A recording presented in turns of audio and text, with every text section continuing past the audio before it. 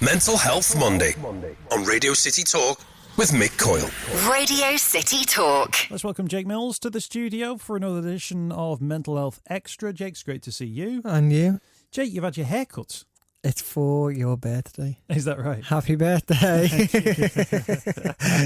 And normally, like when I get my hair cut, it goes from, being slightly longer than short to just short again. But you've actually had your barnet chopped off. You had like an Andy Carroll, John Travolta ponytail. Yeah. I've lost 3 pounds, I think. Do you know what? Actually, I should have weighed myself before and after. Or you could have just weighed the ponytail afterwards.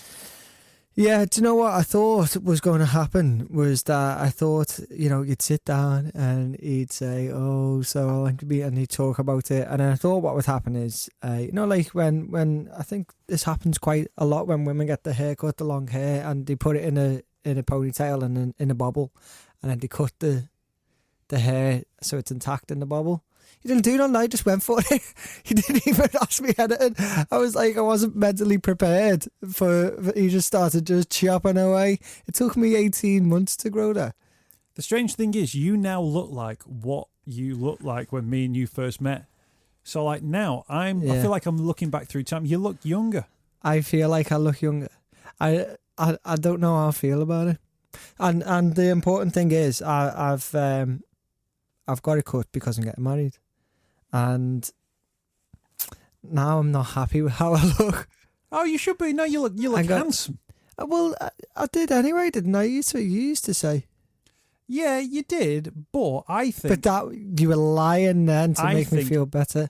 But what you always got to bear in mind that wedding photos are there as a moment in time. Yeah. And I think in 20 years' time, you'll look back and think, should have had my hair cut there. Yeah, and that's what it's come down to. And I've been honest with you and everyone from the beginning. The only reason I started growing it was because when I moved out of my family home, I found it really difficult to find ways to wind my mum up. And one day I stumbled upon the best way to wind my mum up from afar was to grow my hair. And basically, it's been 18 months. Imagine how much you love your son. And then imagine if your son just vindictively changed his appearance just to annoy you. I know. And is that how you repay the love of your mother? Well, no, because I'm getting it cut. She doesn't know. She was not listening. And this is the payoff. So it's been an 18-month wind up. And then this is the payoff now, just to go, see, I was only messing. Of course, I'll get my haircut before my wedding. It's the 24th of April. If you done it 3 weeks ago, April the 1st, you'd have been sorted. I know. But there we go. It's done. Anyway, no going back. Mental health discussion on Radio City Talk with Jake Mills, who's cut off his ponytail. He now has short hair. Yeah. You look like you could be in a school uniform again, by the way, now. I know. Anyway, it's good to see you. I feel like I should have prepared you. Do you know what I mean? I feel like I should have prepared you because it's Mental Health Extra, and I mean, this is all we're talking about. I like it. On Mental Health Monday this week, we were joined by Sarah, who told her story and the story of her partner, who sadly is no longer with us. She's looking to organise a boxing night, which is going to be taking place over in Buckley. And I thought she was brilliant. And I used the phrase maybe too many times, articulate, in the way that she was talking about mental health and the fact that people, once she talked about mental health to other people asked her to talk about mental health with other people.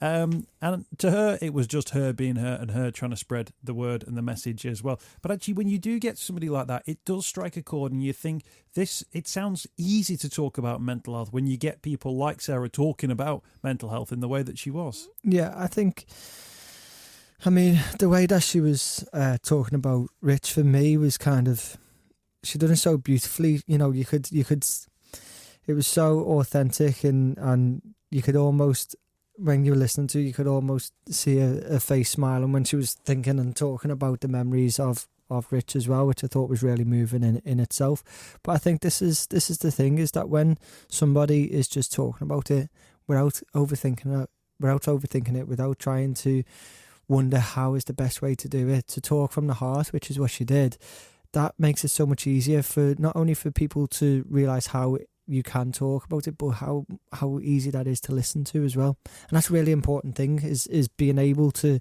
do it in a way that makes it easy to listen to.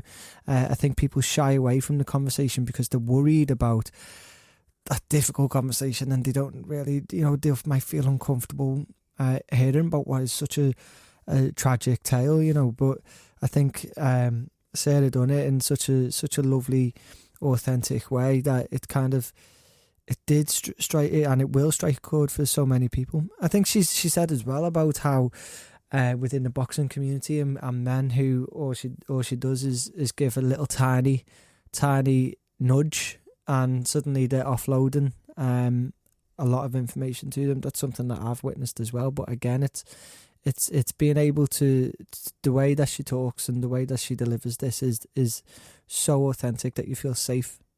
And I think that's why people are offloading to her, because they feel safe talking to her. Mm. Paul Bentley reacted on social media from the sort of Liverpool boxing community.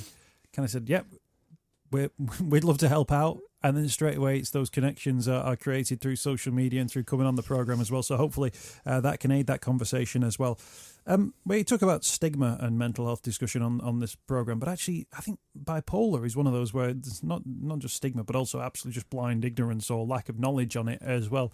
To the point where actually if you look on social media, somebody who shows signs of slightly erratic behaviour or mood swings gets that bipolar, there's that sort of like, it's a throwaway comment to people, but actually that condition that was described by Sarah as part of this week's Mental Health Monday wasn't, somebody who's got a few mood swings. This was talking about, in this particular case, long-term or medium-term moods that would last for a period of time, that would swing from one to the other without highs and lows, ups and downs like a roller coaster. We were talking almost like a smooth wave of highs and lows, harder to judge, harder to read, and I guess fell completely at odds with how people might perceive bipolar and what people think bipolar is. Yeah, and I think it's common as well with so many different mental health problems that people are having, which are really, really serious, and they do become like a flippant comment, a flippant thing that people will just, like, for example, when we've just discussed this before, OCD, he's got OCD, he's bipolar just because he's having a bad day, or he's not in the best of places at the minute, or in a bad mood. It's like, he's bipolar, and it's just like, and Sarah mentioned it. It's about that awareness, but I think it goes even deeper than that. And I've said this before on the show, I've said this publicly, but it's ignorance. It's complete and utter ignorance, and you have to be educating people about what that is. You have to get rid of that ignorance, because otherwise it's a void, and in that void people will fill that with whatever things they see. And if you're not teaching people properly about all these things, all these conditions that, by the way, anybody can have, then how can we expect people to understand what it is? And it shouldn't be down to people like Sarah. It shouldn't be down to people going through experiences in order to educate people. It's fantastic that Sarah's doing that, but she shouldn't have had to go through what she did. Rich shouldn't have had to go through that experience before he could get help. He shouldn't have had to be on a waiting list for 13 to 14 months before he got help. Why did he have to go through a almost fatal suicide attempt before he got help, before he knew what it was, before he got a diagnosis? And it's that even down to my own experience. Why did I have to go through a suicide attempt to understand the things that I was going through? It's bizarre. In fact, I think bizarre is not even a strong enough word for it. I think it is immoral. I think it really is that we're not preparing people for illnesses that any of us can go through. The event, all the details are on this week's Mental Health Monday podcast, so head there as well. Sarah's got a good following on social media in regard to that as well. There's links on our social media too to find out about the event and support that as well. Sarah's story, this week's special on Mental Health Monday. I got an email through from the University of Liverpool this week, Jake. I just wanted to mention this one. They've got a series of events coming up in May entitled Pint of Science, that will see a number of academics presenting their research in pubs and bars across the city over the period of a week.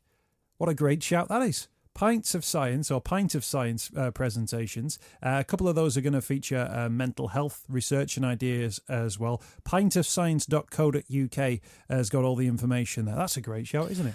That is. I actually hosted a Pint of Science event that Liverpool Uni done last year. Didn't get invited back, obviously, so I did a good job. But You're it was cold enough to get in the bar now. no, it was really good because it was people were talking about academic kind of presentations, but in a nice environment where you can have a pint, and it's really, really good. And I think it's exactly things like that. And last week we talked about the Mad Pride as well, which happened at the weekend. I wasn't around to be able to go, but looking at it on social media again, it's about different ways of having conversations, and yeah, we should be doing more and more of them. Candy Wolf as well from the Mental Health Foundation. Thank you for your email about Mental Health Awareness Week as well, from the 14th to the 20th of May. We'll come back to that one, Candy, but thank you for that one. We'll put some of the things that you've suggested, hopefully, into action for those conversations. Jake Mills is with us, by the way, on Mental Health Extra here on Radio City Talk. I wanted to mention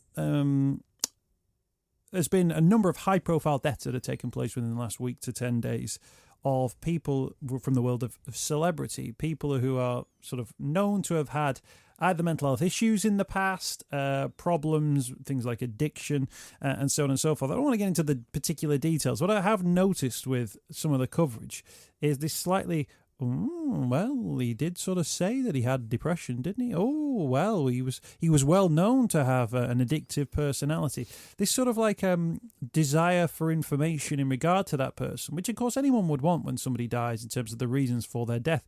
I'm not entirely convinced that people want it for sort of particularly positive reasons. It almost seems like at the moment we're going, well, he did say, didn't he? Almost as if it's like a little bit of gossip. Well, what do you expect when somebody talks like that? You know, there's sort of that slightly gossipy nature to it. And I thought, well, if somebody did die for a particular reason and it is associated with mental health, let's get that information. And, you know, that then becomes part of statistics and becomes part of the general conversation. But if there is to be value in having those conversations, find the value in the conversation rather than just go, suicide, move on. Yeah, I agree, because I think even when it's breaking news, it's people pulling up old interviews or tweets or whatever, and it's like kind of this idea of such and such has died, he was found, and automatically you feel people being like, oh, did he kill himself? Almost as if that's a better story. Almost as if that's juicier. And you know what, though, what it comes back around to, Mick, and you said yesterday in the podcast and in your tweets, it's this idea within the media, within newspapers particularly, this idea of we support certain campaigns or mental health awareness and we understand the importance of it, but then the idea of a juicier story overrides that.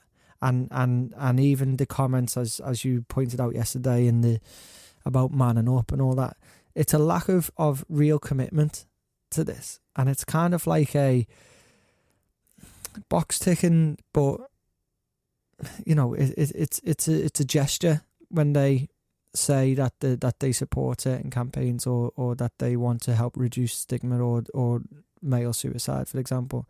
It's nothing but an empty gesture if you then carry on with these type of stories and with the comments that are in there.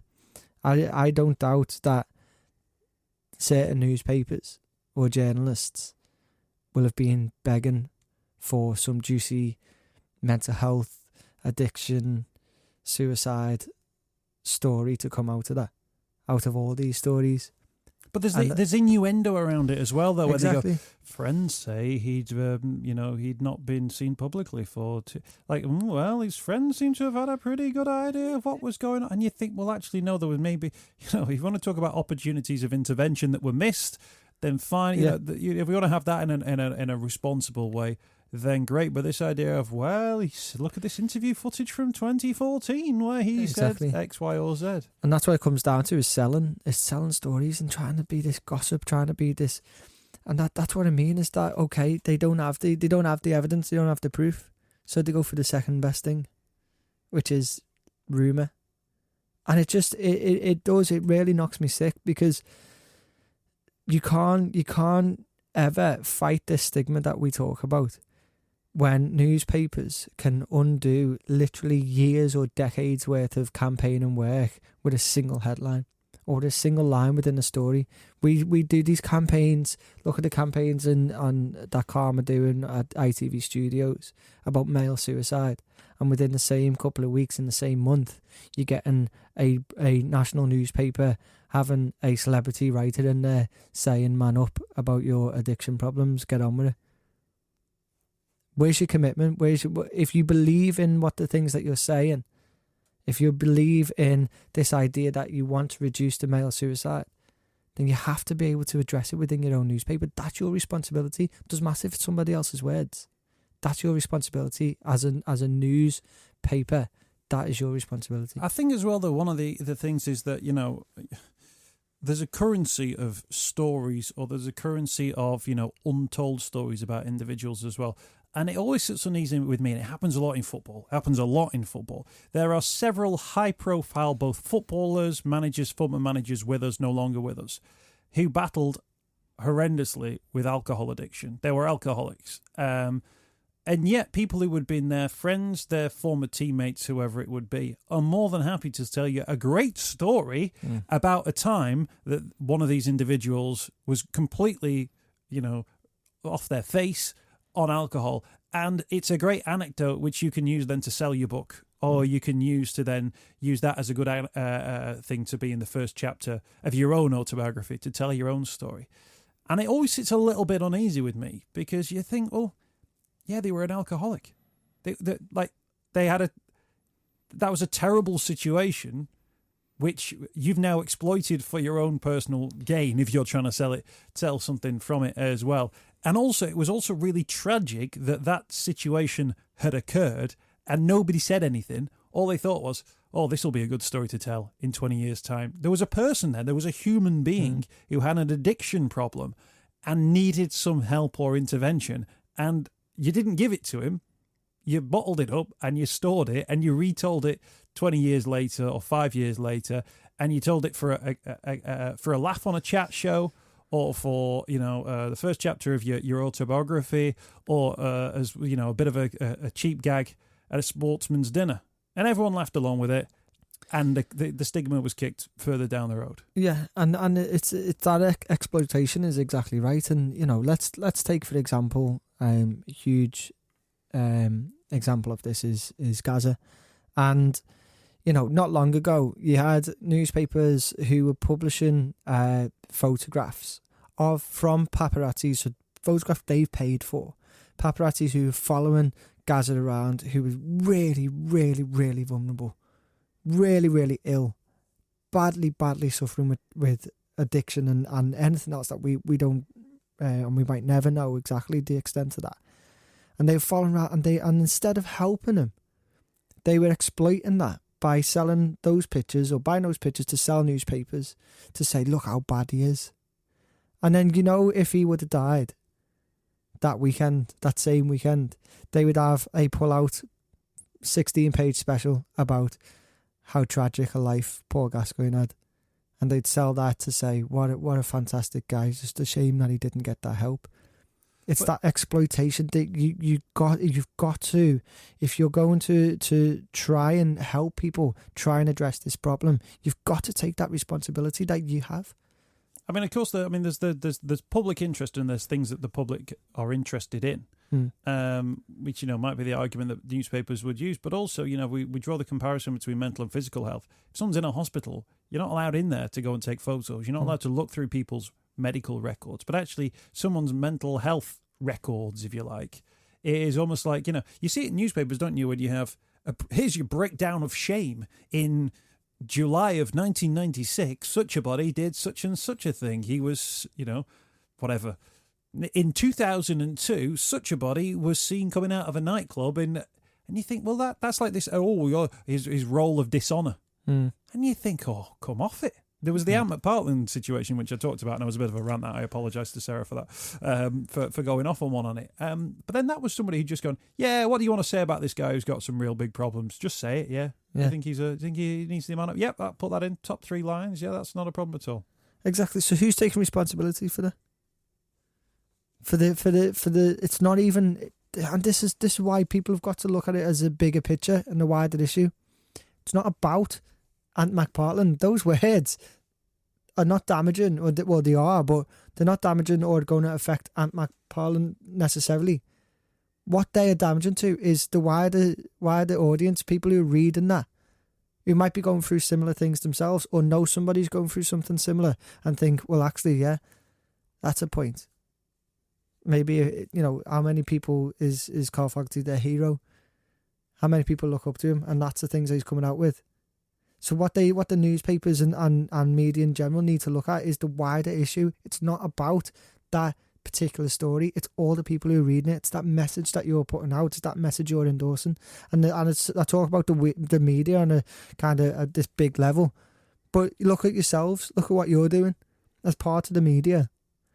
You're taking that responsibility and you're flipping it around. You're saying, yeah, we are going to address this. Yeah, we are going to talk about it. We're not going to shy away from these issues and we're going to talk about them in the same way that they are public interest. But you're going to do it with responsibility.